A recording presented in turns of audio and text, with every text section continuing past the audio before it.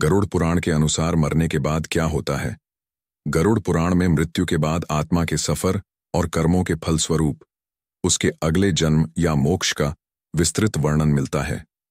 यह पुराण हिंदू धर्म के 18 महापुराणों में से एक है और विशेष रूप से मृत्यु, आत्मा, पुनर्जन्म, कर्म और मोक्ष से संबंधित शिक्षाएं देता है।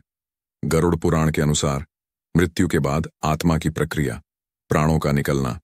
जब मृत्यु होती है तो आत्मा शरीर को छोड़ देती है।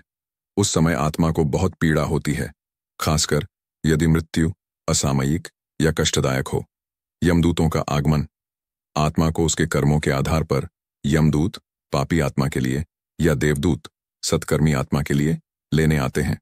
यमदूत पापी आत्मा को डरावने और कठिन मार्गों से ले जाते हैं।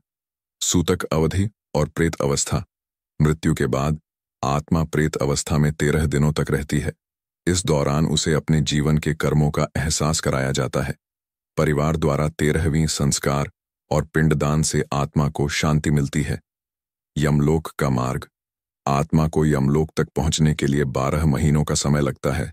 यह मार्ग अत्यंत कष्टदायक और कठिन होता है, जिसे वैतरणी नदी पार करनी पड़ती है। चित्रगुप्त द्वारा कर्म लेखा, यमलोक में चित्रगुप्त आत्मा के जीवन भर के अच्छे और बुरे कर्मों का लेखा जोखा प्रस्तुत करते हैं। इन्हीं कर्मों के आधार पर आत्मा को स्वर्ग, नरक या पुनर्जन्म दिया जाता है। स्वर्ग या नरक।